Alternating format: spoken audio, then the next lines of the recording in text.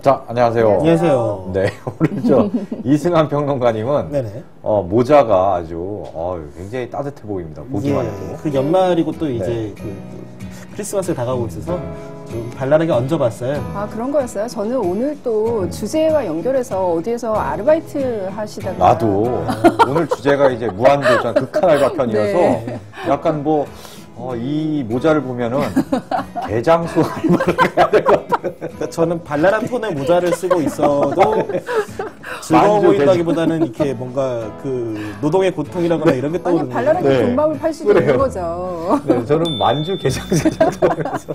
네네. 감사드리고요. 네, 네, 알겠습니다. 어쨌든 늘 이렇게 컨셉을 신경 쓰시는 우리 이승환 평론가의 모습을 볼 수 있었고요. 네. 아, 마음이 아프네요. 협찬도서 소개하겠습니다. 바로 넘어가죠. 예, 이번 주 협찬도서는 고혜경 씨가 지은 나의 꿈 사용법입니다. 신화학 박사이자 꿈 분석가 고혜경 씨가 쓴 책인데요. 내가 꿈을 안 꾼다라고 생각을 해도 사실 모두가 하루에 5차례에서 7차례 정도는 꿈을 꾼다고 합니다. 기억을 좀 못할 뿐이라고 하는데요. 에이, 꿈이네 라고 무시하는 이 꿈들이 사실은 자기 안에 어떤 갈등이나 자기 안에 고민 같은 것들, 무의식 같은 것들과 대화할 수 있는 소통의 창구라고 이야기를 하면서 꿈은 절대 거짓말을 하지 않는다. 마음을 비춰주는 거울이다 라고 이야기를 하는데요. 잠깐 보니까 첫사랑을 기억하라 이런 대목도 나오고요. 이렇게 자꾸 본인이 노력하면 원하는 꿈을 꿀 수 있게 되나 보죠? 훈련하시는 분들도 있더라고요. 네. 굉장히 훈련을 해보고 싶네요. 네. 훈련해서 돼지 꿈 꾸시려고 그러시는 거 아닌가요? 돼지 꿈 꾸는 게 아니라 네. 이제 현상 지금 이 이승에서 이루지 못한 즐거움, 쾌락을 이제 꿈에서라도 즐기기 위한. 아니, 여기 자주 꾸는 꿈 20가지 중에 첫 번째가 나체로 돌아다녀요. 이런 꿈. 예. 자주 꾸나요? 나체로 돌아다니는 꿈을? 기억에서 지웠나 보죠. 부끄러워서. 그러고 보니까 오늘 이 간식에서 이 바다 내음이 솔솔 나고 네네. 비린내가 나면서 굴을 준비했는데 네. 정영돈 새우의 씨가 대체물인 새우깡과 그 정영돈 씨가 굴을 이렇게 한참 깠잖아요. 그렇죠. 통영까지 가서. 네. 저희 제작진이 굴을 씻긴 씻었는데 자신이 없다라고 얘기하면서 보기만 하라 그러더라고요. 네. 아니, 원래 이제 제작진이 굴을 간식으로 준비했다 그래서 내가 그럼 소주도 있어야 된다. 그러니까 정말 소주를 준비했어요. 근데 문제는 소주를 준비했지만 굴을 먹으면 안 될 것 같다고 제작진이 결국 대체 안주로 새우깡을 지금 준비했는데 부랴부랴. 네. 야, 이 소주에 새우깡 이게 완전 대학생 때 돈 없을 때 진짜 먹는 공원에서 먹는. 굴이 안주가 되려면 아무래도 이제 굴전이나 굴튀김 이런 걸로 좀 응용을 해야지 될 것 같은데요. 그래도 준비를 해줬으니까 우리가 좀 그냥 기어이 이것도 따고 시작하시려고 이분이. 아이고. 자, 이거. 네, 드시죠. 자, 네. 자, 여기 먼저 오시마. 예. 네. 근데 이렇게 방송에서 막 이렇게 되나? 전 간이 안 좋긴 한데 일단 바다는 두겠습니다. 네네. 입술만 살짝 죽이면 돼요. 생각해보니까 50회도 기념 못했는데 네. 짠이 나나? 그래. 네, 자, 사실 우리 예. 이걸로 잉여사랑 송년회를 가름하는. 좀 그런가? 극한 송년회. 네, 극한 송년회. 네.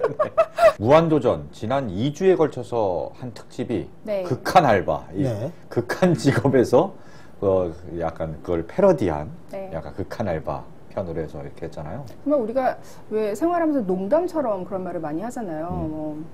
시체 닦기, 네. 63 악어. 빌딩 창문 닦기 이런 그 거. 악어 이빨 닦아주기나 네. 이런 거. 네. 근데 그런 것들을 농담처럼 던지는데 실제로 그런 것들을 이제 일상에서 직업서를 하고 계신 분들의 직업 현장을 직접 찾아가 보든 기획회의할 땐 별로 평이 안 좋았어요. 뭐가 새로운 거냐? 그러니까 약간 뻔할 수 있거든요. 그런데 이게 되게 화제를 불러일으켰던 게 그렇게 힘든 일을 일상적으로 하고 있는 사람들이 있다라는 사실을 모두가 알고 있는 것 같지만 무한도전처럼 여러 사람들이 주목하고 좋아하는 어떤 플랫폼에서 그 사실을 다시 한번 상기시켜 주는 것만으로도 파급력이 있다라는 거죠. 단지 그냥 알바만 하는 것이 아니라 맨 처음에 이제 4시간짜리 알바를 먼저 제시를 하고 그거를 성공하지 못할 경우나 이제 패스를 할 경우 이제 8시간, 16시간 이렇게 길어지는 건데 이제 박명숙 씨는 짧고 내가 굵게 끝나겠다 싶어가지고 굉장히 퇴근을 빨리 하고 싶어 하는 그 심리가. 네. 그래서 갈등을 하고 네, 있던 네. 찰나에 이제 네. 작업 반장이 네. 지금 결정하시면 2시간 이렇게 네네. 길을 걸어서 2시간까지. 나는 이거하고 빨리 귀가하겠다. 네. 근데 결과적으로 그 직업이 이제 극한 알바라는 거를 설명할 때 이제 가장 비주얼적으로 뭔가 우리 아찔한 생존의 현장을 보여주는 그런 현장이 돼서 박명수 씨가 그 64빌딩 닦는 모습이 거의 한 회를 풀로 차지했어요. 네.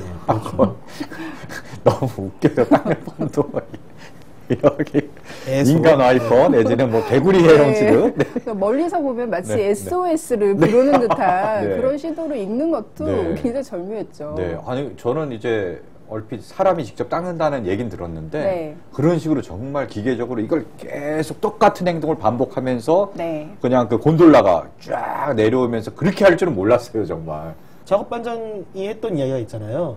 이 고소공포증 어떻게 이기느냐 했더니 힘들어서 어깨가 너무 아파서 네. 무섭다는 생각이 안 든다. 네. 사무실 안에 일하는 분들은 이렇게 그렇죠. 갑자기 창문을 확 보면 사람이 막 이러면서 내려가는 거잖아요. 네. 근데 물론 박명수 씨니까 갑자기 몰려들어서 막 사진을 찍고 하지만 네. 박명수 씨가 아니라 그냥 평소에 일하던 그분이었으면 뭐 특별히 사진 찍거나 별로 관심을 안 줬겠죠. 그렇죠. 오늘도 창문 닦는구나. 이렇게 하고 자기 일을 또 했을 텐데. 우리가 흔히 유령화되는 직업이라고 하잖아요. 어떤 그런 극한 직업에서 일을 하시는 분들.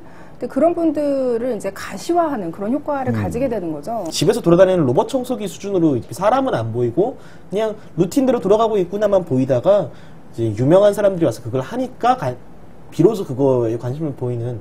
그러고 보니까 우리가 그 전에 했던 카트와도 좀 네, 연결되는 것 같아요. 그러네요. 카트의 카트. 주제가. 네. 저는 굉장히 인상 깊었던 게요. 정준하 씨가 이제 텔레마케터를 네. 하잖아요.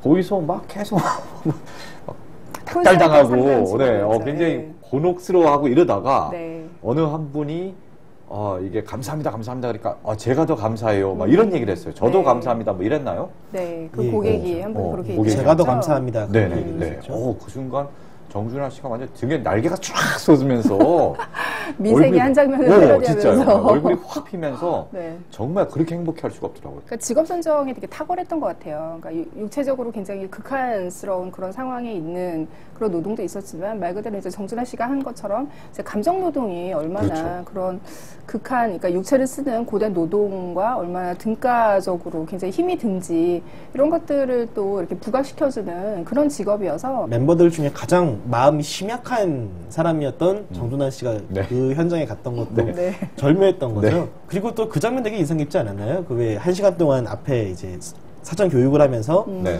자 그럼 제가 이제 그 고객님 흉내를 낼 테니까 네. 정준하 씨께서 받아보시겠어요? 라고 친절하게 얘기하던 분이 네. 내가 이거를 샀지? 근데 알이 없어. 이것은 음모요.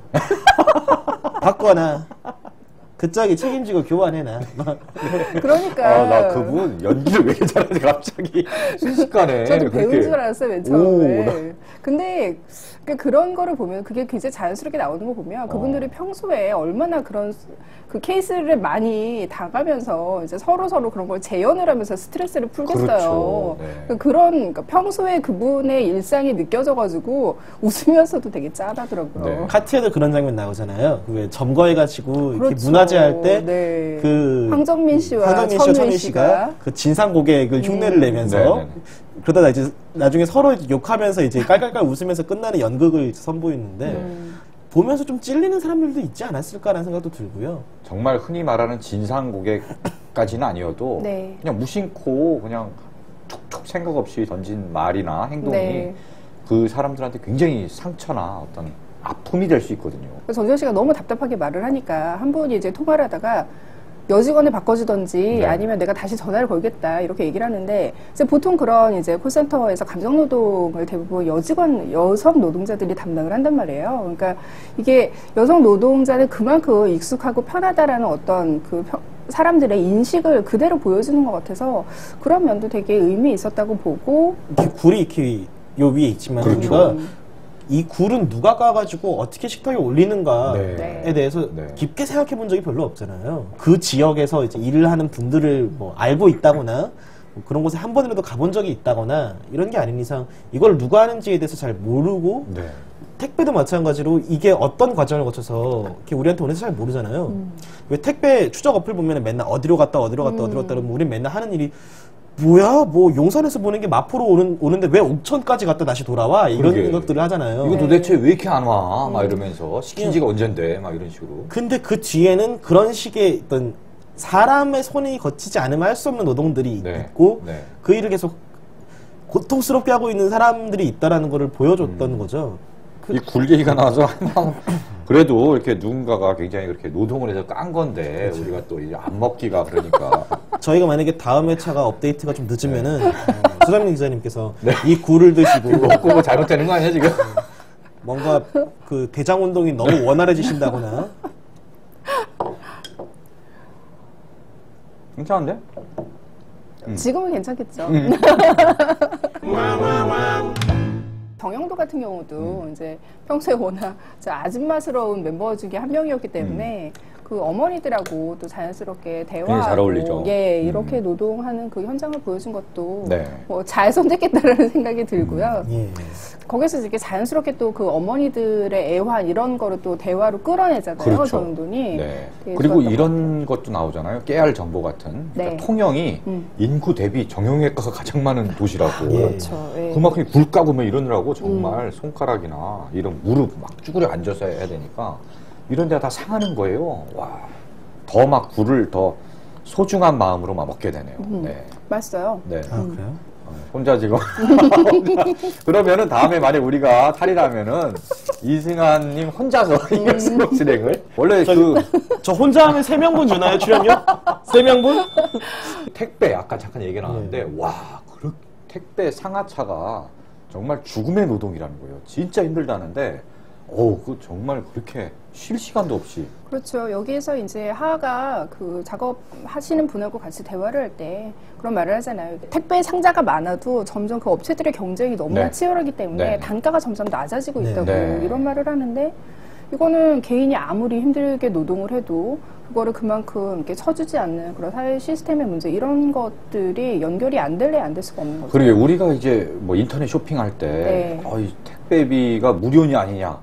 또 택배비가 부과된다 해도 이게 얼마나 부과되냐. 좀만 많이 부과되면 뭐 이렇게 비싸. 이거 안 사. 막 이래버리고.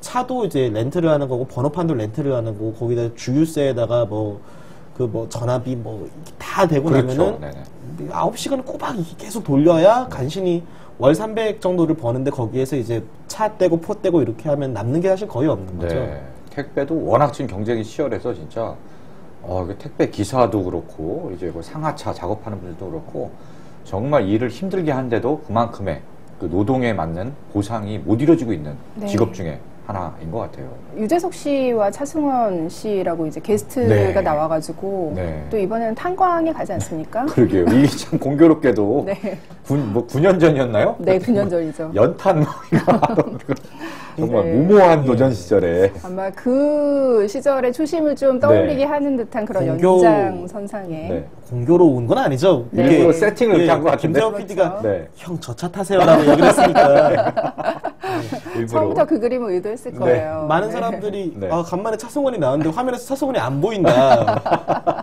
극한 알바에 대한 기사 중에서 그 유재석과 차승원이 한 그 알바 노동에 대해서 어떤 기사가 있었냐면은 우리 아버지 세대의 노동을 돌아보는 듯한 그런 느낌을 주었다라고 기사를 썼는데 그거는 아버지 세대가 아니죠. 아무리 사양 산업이지만 그거를 지금도 여전히 현재 진행을 그렇죠. 하고 계시는 분들이 있기 때문에 네. 그거를 보여줬다는 게 의미가 있는 건데 아버지 세대 향수 이런 식으로 또 해석하는 분들이 그건 있어가지고 괜히 국제시장이라는 영화가 곧 네. 개봉을 앞두는데 거기에서 하독 광부 뭐 이런 장면이 나오거든요. 네. 그거랑 괜히 좀 무리하게 연결지어서 예. 쓴 기사 아닐까 그러니까 싶은데 네. 어디 기사예요?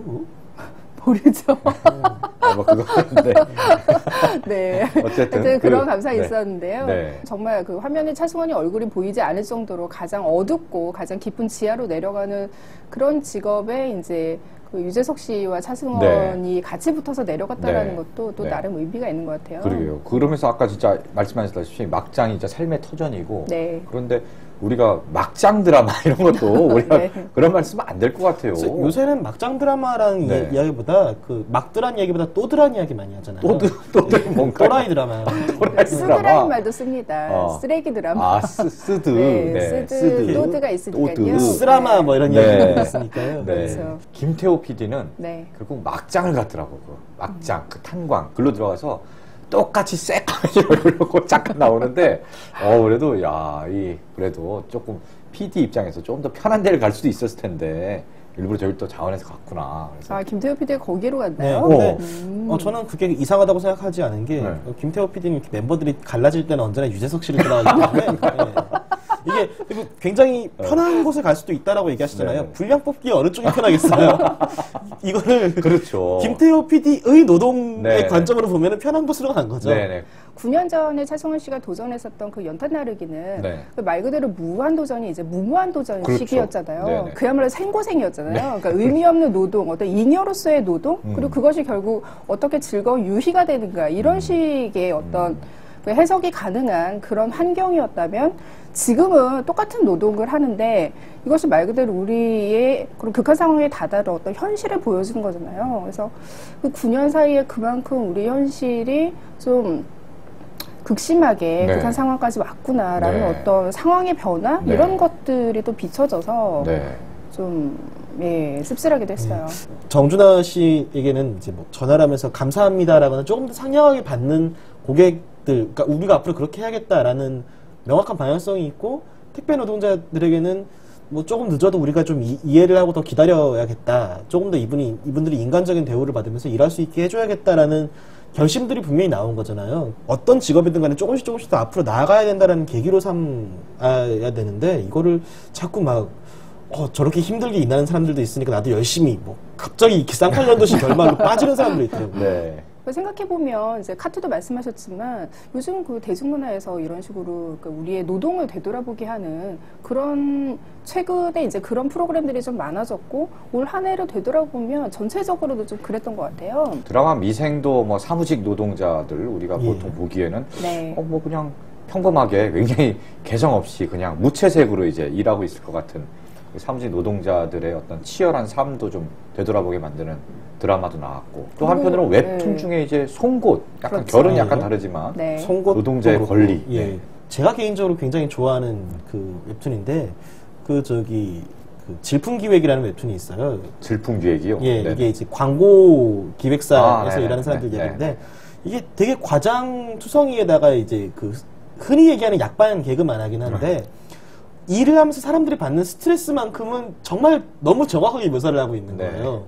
그 스트레스를 표현하는데 갑자기 이제 뭐 열혈 펀치가 나온다거나 뒤에서 거대 폭발 같은 것도 나와서 그렇지. 저 같은 경우는 이제 올해 상반기 때 인간의 조건이라는 프로그램에서 이제 여성편이 시작을 했잖아요. 올해부터 이제 여자 멤버들이 들어와서 여성편, 남성편 이렇게 번갈아 가면서 프로그램을 보여주는데 그래서 여성들이 이제 아르바이트 체험을 한 그런 에피소드가 있었어요. 전단지를 보고 이렇게 전화를 하는데 자꾸 거절당하고 그 부분에서부터 이미 그 취업이라는 현실이 얼마나 힘들고 그 과정이 얼마나 고통스러운 과정인지를 이제 처음부터 보여주거든요. 김지민 씨가 본인이 연예인이라는 사실을 숨기고 계속 직업을 구하려고 그러지 않았나요, 그때? 네, 그때 최희 씨도 그랬고요.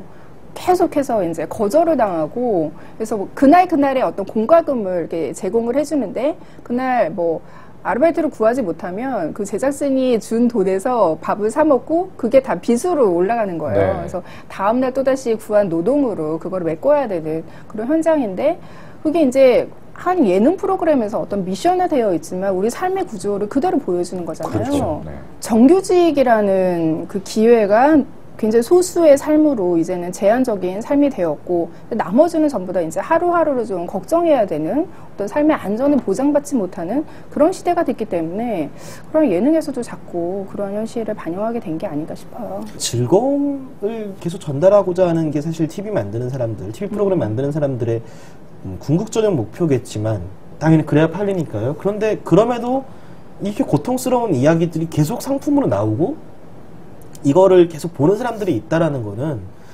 이게 어떻게 보면은 이제 그런 어떤 단순한 어떤 그 잠깐의 즐거움 같은 걸로 숨길 수 없을 만큼 우리의 삶이 고단해졌다라는 의미일 수도 있고요.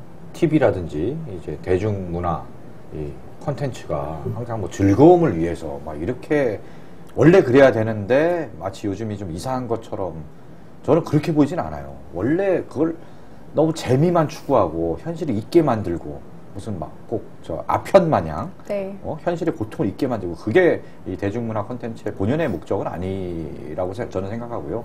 원래 이런 우리 현실을 다루면서 좀 괴로운 것도 그냥 직시하도록 만들고 예. 원래 그래야 된다고 생각해요. 그 예능계의 역사에서 이런 힘든 현실을 이제 가장 예능의 형태로 많이 쏟아져 나오기 시작한 때가 이제 IMF 시절이었잖아요. 그때 이제 신동엽의 뭐 러브하우스라든지 네. 뭐 신장개업이라든지 네. 이런 프로그램들이 어려운 사람들을 네. 찾아가서 뭐 창업을 도와주고 네. 뭐 이런 식으로 좀 이렇게 시혜성 프로그램들이 쏟아져 나오기 시작했는데 그때 그런 프로그램들이 이제 공익 예능이라는 말을 네. 붙였잖아요. 네. 근데 그때 당시에는 똑같이 힘겨워도 뭔가 우리가 이러한 현실을 이렇게 잠깐 이악 물고 이겨내면은 앞에는 어떤 희망, 새로운 재기의 삶이 기다리고 있을 거야라는 어떤 낙관이 그래도 존재했었던 것 같아요. 근데 지금과 그 IMF 당시 공익 예능을 살펴보면은 지금은 그런 게 전혀 없어요. 그렇죠. 정말 비관적이에요. 그리고 그때는 TV 속에 있는 저 도움을 받아야 되는 힘든 사연의 주인공과 내가 명확하게 분리가 되어 있었는데 네. 이젠 또 그게 없어요. 보면은 그러니까 저희도 저렇게 힘들게 사는구나라는 생각. 근데 나는 어쩌지? 저희도 어떻게 보면 노동 강도가 뭐 육체적으로 많은 거를 쓰는 건 아니지만은 뭐 저희도 노동 강도가 결코 적은 직업들은 아니잖아요. 힘들죠. 그렇죠. 목소리 울먹울먹 하시는데 그러니까 제가 울컥하네. 네. 제 주변에 이렇게 너무 너는 펜대 굴리면서 일해서 좋겠다라고 하는 사람들이 많아서 니들이 하루에 3시간씩 자면서 TV 봐봐라. 극한 알바 편을 보면서 네. 추억의 개그 프로그램 떠올랐어요. 예전에 뭐요? 아르바이트 오늘은 수영장이죠. 막 이러면서 혹시 기억 안 나세요? 아니 그건 기억나는데 갑자기 어느 유모 프로그램이 1번지인가 거기에 오랜만에 전 기억 안 나는 걸 알았어요. 내가 이분들보다 어리다는 걸 증명할 수 있어. 유모 1번지 보면 제 네. 기억상 뭐 이마룡 씨와 뭐 김정식 씨 뭐 이런 분이 네. 둘이 이제 매번 다른 아르바이트를 하는 거예요. 그래서 수영장 청소 아르바이트를 한다든지 그 당시에 뭐 그런 편의점 같은 건 상황까지 없었을 테니까. 기억하시는군요. 네, 그래서 하여튼 그런 좀 재미난 에피소드, 코믹한 상황을 이렇게 하는 꽁트를 매주 했었던 것 같은데, 네. 그거의 어떤 뒤를 잇는 극한 알바인데, 그때 그거는 그냥 웃고 끝나는 거거든요. 그렇죠. 근데 이거는 이렇게 심오한 어떤 함의를 포함하고 있을 정도로. 사실 이 무한도전 극한 알바에서도 맨 처음에 그 아이템 그 난이도 얘기를 막 할 때 진짜 똥 푸는 거 아니야? 이런 식으로 막 말을 하는데 그러니까 멤버들도 물론 약간 조심해서 얘기를 하는 게 느껴지지만 그게 농담의 대상이 되는 게 불편할 정도로 그래서 사실 진짜 사실은. 그 똥 푸는 일, 네. 똥 푸는 일이라기보다는 좀 더 이게 뭐라고 해야 되나요? 이제 정화조, 예. 네, 정화조 네, 이제, 치우시는 분들. 네, 이게 네. 그 분들이 계시거든요. 그렇죠. 그분들이 이렇게 뭐 통에 뭐 똥통을 짊어지고 이러고 다니지는 않잖아요, 요새 다. 그렇죠. 이제 관으로 해서 이렇게 하는 건데 좀 더 네. 조심했으면 하는 약간 그렇죠. 웃음의 요소이긴 네. 하지만. 저는 그 얘기가 슬프더라고요. 이제 뭐 정신이 뭐 언제든 다시 흐트러졌을 때 네네. 뭐 다시 또 이렇게 극한 알바를 체험을 해야 된다. 라는 이야기를 하는 게 약간 남의 일상적인 노동을 나의 정신이 흐트러졌을 때 네. 스스로를 다잡는 계기로 사용한다라는 거는 사실 네. 뭐 무슨 뜻으로 한 얘기인 건지는 알겠고 약간 뭐 해병대 극기훈련 같은 네, 그런 의미로 한 것 같은데. 뭐 자세가 흐트러지고 네. 정신이 흐트러지면은 다시 하겠다라는데 사실 이번에 공교롭게 이 아이템을 냈을 때는 그런 상황이 아니었으나 네네. 이 아이템이 추진됐을 때는 무한도전이 쉽게 얘기하면은 좀 자세가 흐트러지고 나태해진 네. 상황이었어요. 무한도전이 올해만큼 이렇게 사과 방송을 많이 한 적이 있었나 싶어요. 네. 길 씨의 음주운전부터 시작을 해가지고 길씨 음주운전도 올해 예, 올 올해 초였나요? 네. 올 그래서 초였고. 그때 그 사과를 이제 세월호 전국 때문에 이제 방송을 조금 쉬다가 6주간 쉬다가 다시 돌아올 때 이제 선거 특집으로 돌아오면서 우리가 이제 초심으로 돌아가 보자 네. 이런 식으로 이제 좀 사과 겸해서 이렇게 그 특집으로 이제 다시금 제기를 했는데 그때 이제 노홍철 씨의 소개팅 특집이 또 구설수에 휘말리면서 네. 유재석 씨가 이제 곤장을 맞는 퍼포먼스를 하면서 또 네. 사과를 했었죠. 네. 그러더니 얼마 전에는 또 갑자기 방송사고가 나가지고요. 어. 유재석 씨가 그 태양의 눈, 코, 입을 패러디하면서 뮤직비디오를 통해서 사과를 했거든요. 저는 무한도전이 그런 식으로는 사과 안 했으면 좋겠어요. 볼 때마다 불편해, 옛날부터. 미안하다 네. 때부터 네. 이렇게 볼 때마다 불편해서. 그러니까 그때까지만 해도 이렇게 진지하게 사과할 일은 더 이상 없을 줄 알았겠죠. 네네. 근데 정말 결정적인 사건이 네. 이제 노홍철 씨의 네. 음주운전으로. 네. 한 프로그램 안에서 같은 이제 프로그램을 하던 멤버가 둘이 연속으로 1년 안에 동종 어떤 사실 범죄죠. 같은 범죄죠. 네. 네. 동종 범죄로 인해서 하차를 하게 되는 상황이라는 게 이게 사실 뭐 다른 예능에서는 있어 본 적이 없는 일이거든요. 그 시기가 굉장히 묘했어요. 그러니까 무한도전이 이제 얼마 전에 9주년 특집으로 비긴 어게인이라는 에피소드를 해서 그때 이제 다시 이제 9년 동안의 시간을 돌아보고 멤버들의 초심을 되찾자 이런 특집을 했었고 이제 그때 이제 노홍철 씨와 하하 씨가 짝이 돼서 옛날에 절친 때에 모두로 다시 되돌아가 보는 그런 소박한 특집을 마련을 해놓고 얼마 안 있어서 바로 음주운전이 터졌거든요. 네. 그러니까 굉장히 무한도전의 어떤 초심 찾기 이런 모드에도 굉장히 좀 찬물을 끼얹은 그렇죠. 셈이 됐죠. 네. 길씨 때도 그렇고 노홍철 씨 때도 그렇고 올해는 무한도전 초심을 찾는 것보다 무한도전 CG팀의 어떤 위력을 보는 것만 늘었어요. 이렇게 멀쩡하게 같이 녹화했던 길씨하고 노홍철 씨를 네.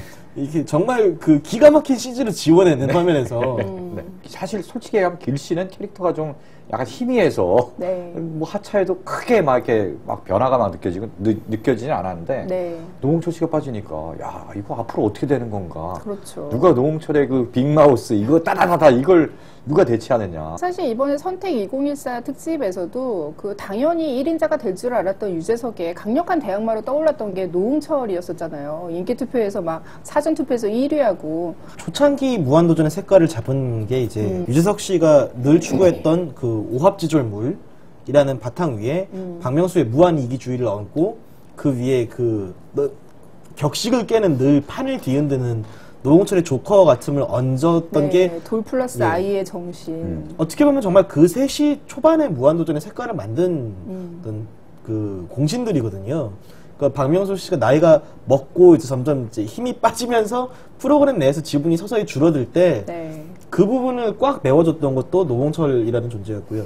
어떻게 되나요? 요번에도 사실 좀 약간 빈틈을 뭐 의도한 건 아니었겠지만 어쨌든 네. 차승원 씨가 네. 이제 합류하면서 또 뭔가 그 전에 노홍철 씨의 빈자리를 좀 메워주는 듯한 그런 모습을 약간 취했고. 그러니까 수많은 사람들이 이제 노홍철이 차지하는 그런 독보적인 색깔 때문에 힘들 것이다. 이번에는 정말 무한도전에 정말 결정적인 위기가 온 게 아니냐 이런 얘기가 많았었는데 정말 보란 듯이 바로 그 사건이 나자마자 바로 하차시켜버리고 프로그램에서 아예 존재를 지웠잖아요.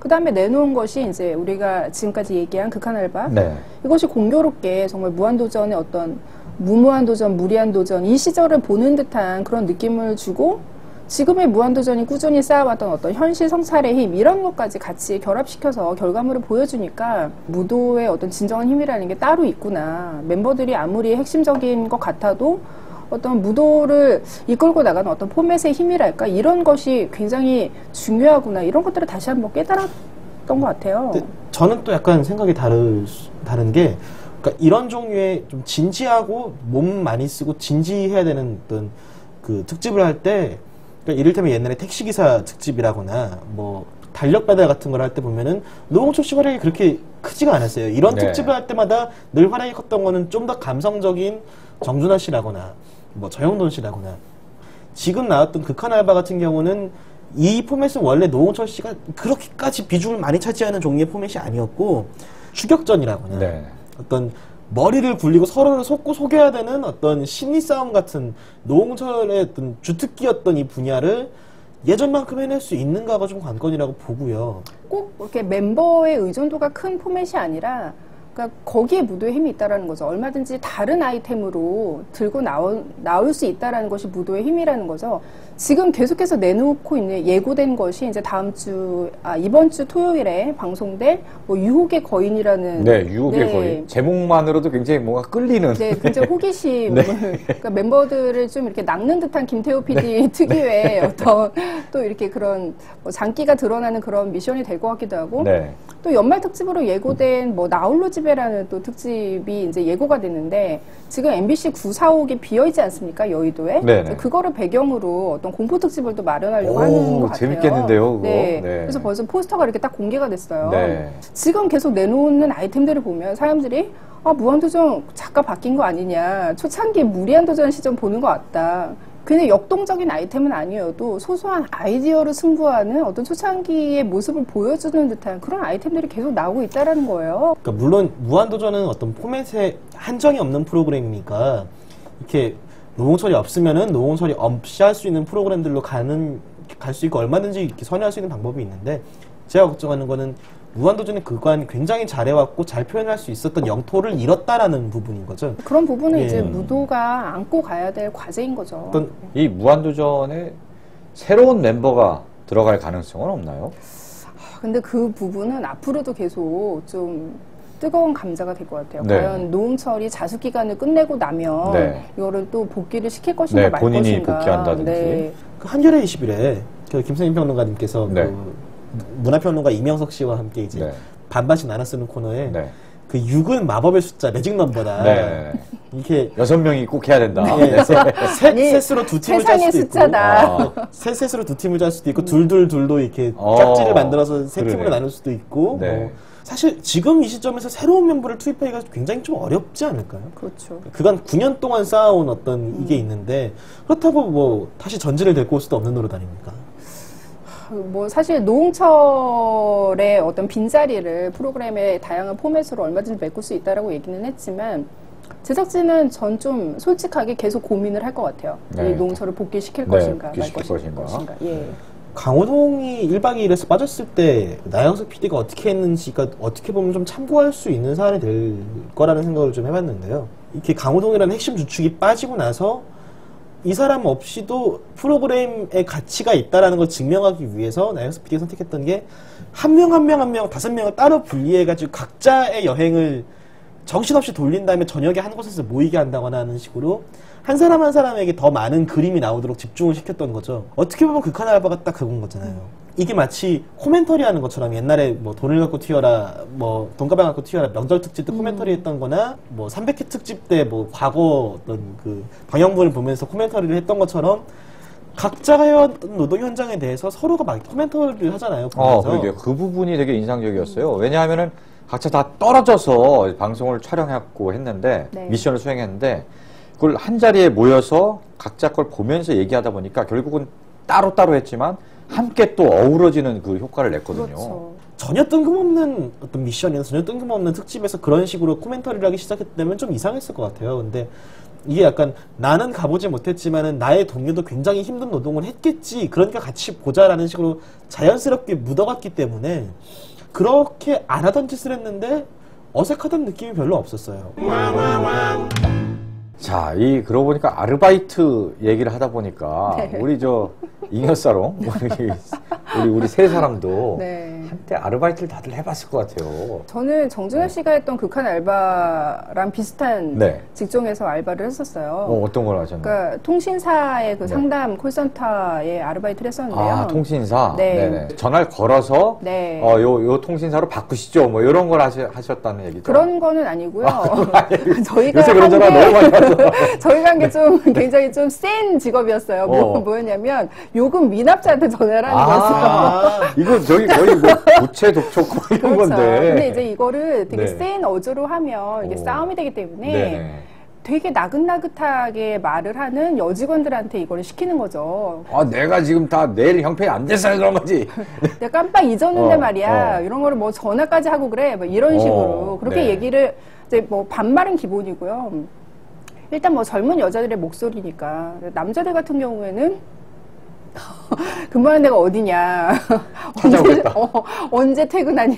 오, 이야, 이런 식으로 이게 작업을 성희롱을 하기도 해요. 네, 이게 사실 네. 말이 좋아 작업이지 성희롱일 그렇죠. 수 있죠. 네. 그 인간들도 희한하네요. 그 돈 안 내서 독촉당하는 주제에 거기서 누구한테 뭘. 이것이 이제 의뢰의 입장에서 무조건 고객들은 어찌됐건 뭐 왕이다. 그래서 너희들은 무슨 상황에서든 어찌됐건 뭐 수긍하고 그 사람들에게 그 사람이 뭐 요금 미납자든 뭐든 어찌됐건 고객이니까 일단 숙이고 들어가라라는 네. 어떤 그런 명령을 받는 의뢰 입장이기 때문에 저는 어떻게 보면 그건 약간 육체 노동과 감정 노동이 결합된 듯한 경양식집 웨이터를 했었거든요. 웨이터와 그러네요. 육체 노동과 네, 감정 이 노동. 저 동네에 이 경양식집이 있습니다. 거기에 네. 이제 그리고 복장을 제대로 갖추고 있었어요. 나비 넥타이에 경양식집이면 흰 정식을 이렇게 네, 시켜놓고 맞아요. 정식 진짜. 근데 약간 이게 정말 고급이라기보다는 네. 약간 동네에 그렇죠. 캐주얼하게 당시 이제 돈가스와 비우가스 이런 것들 좀 하던 그렇죠. 네. 크림습을 드시겠습니까? 네. 야채습을 드시겠습니까? 네. 구분하는 그래서 시절. 정말 그 쟁반에 이렇게 들고 뭔가 정말 꼭 샐러드. 이렇게 들어야 되나요? 아, 정말 이렇게 들어야 됐어요. 어. 뭐 지금 잘 기억도 안 나는데 약간 이렇게 해서 이런 식으로 들고 네. 그렇게 해서 복장도 갖추고 딱 했는데 그때 진상 고객은 안 만나셨나요? 진상 고객 뭐 정말 심하게 이렇게 하는 고객은 없었습니다. 네. 보통 그런데 올 때 이제 보통 데이트를 하면서 많이 오거나 그 당시에 경양식집도 아무나 못 갔어요. 그 당시에 이제 그런 데서 일을 해야 돼. 네, 분위기 잡고 싶을 때 이렇게 하는데 워낙 영세한 곳이어서 이제 바텐더도 따로 없습니다. 우리들이 이제 칵테일도 직접 만들고 하는데 칵테일을 우리가 제대로 못 만드니까 이 조그만 책자가 있어요. 이게 손으로 적은 수기로 적은 칵테일 뭐 주문하면 뭘 어떻게 만들어라. 그걸 보면서 이게 몰래 저기서 뒤에서 이렇게 만드는데 어느 손님 하나가 굉장히 기억나는 손님이 있어요. 굉장히 여자랑 딱 와서 굉장히 폼을 잡으면서 거의 반말투로 여기 칵테일 요거 좀 세게 한 잔 타봐 막 이런 식이에요. 그래서 내가 나이 잘 걸렸다 그래갖고 원래 술을 네. 가령 한 20% 정도를 넣어야 되면은 이건 한 50%를 넣었어요. 한 술을 거의. 그래서 딱 마시면 이 소주의 맛이 나도록 그래서 칵테일을 타갖고 왜냐면 세게 타달라고 했으니까 뭔가 할 말도 있잖아요. 그래서 딱 갖다 주니까 그냥 속으로 뚝뚝 마시고 그러더니 그다음에 그걸 별로 안 마시고 한 절반 남겼더라고. 그래서 그렇게 소심한 복수를 했던 참. 그런 기억이 납니다. 편의점 주말 야간 아르바이트였어요. 그러니까 카트의 디오처럼. 디오, 야. 지금 나를 무슨 악플의 세례에 빠뜨리려고 지금 네. 일 끝나고 얼큰하게 취한 분들이 와가지고 뭐 반말 뭐 이런 거야 뭐 기본이고요. 뭐 돈 던지는 거 기본이고.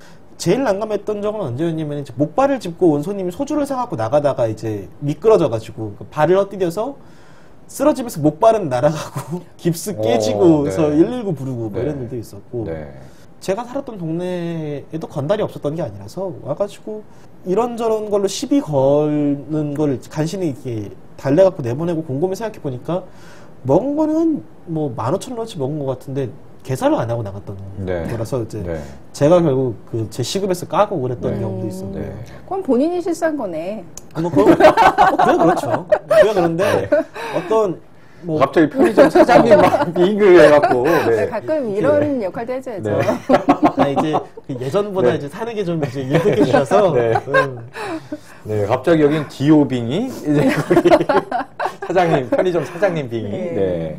근데 생각해보니까 이렇게 경험담들을 들어보니까 네. 그러니까 전반적으로 을이 겪는 현실이 네. 감정노동이 되게 기본적으로 점점 탑재되는 경우가 그렇죠. 많은 것 같아요. 네. 노동의 어떤 대가는 똑같은데 거기에 요구되는 어떤 고단함 이런 것들이 자꾸 강도가 더해지고 그래서 더 힘겨워지는 게 아닌가 싶어요.